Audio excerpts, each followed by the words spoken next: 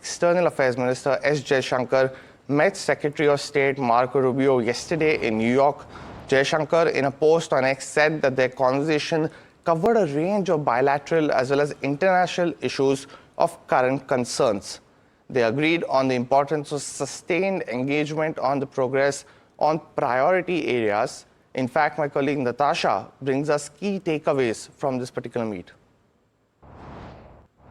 Certainly, the key takeaway is that the Indo-US strategic dialogue is back at a higher level after the cold freeze that we saw over the summer. And while certainly a lot of issues still remain to be ironed out, this was just a broader indication that Secretary of State Marco Rubio and Indian External Affairs Minister S. Jaishankar were talking, and that overall they indicated sustained engagement going ahead, as well as cooperation between them on bilateral issues, but also cooperation for a free and open Indo-Pacific region, as well as through the Quad arrangement. So certainly, definitely a warmer note that we're seeing. And they mentioned from both sides that they discussed a wide range of issues, and this included trade and energy and minerals as well as pharma.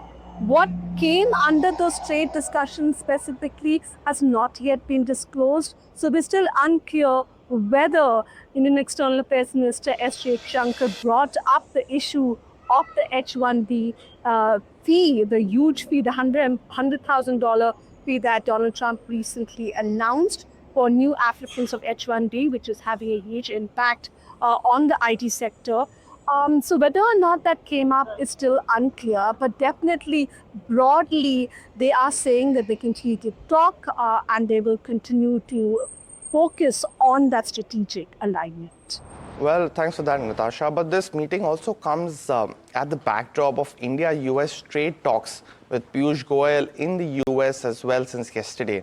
Now, trade delegations have been led by Piyush Goyal, and the team is expected to take these talks forward with a view of early conclusion of the bilateral trade agreement.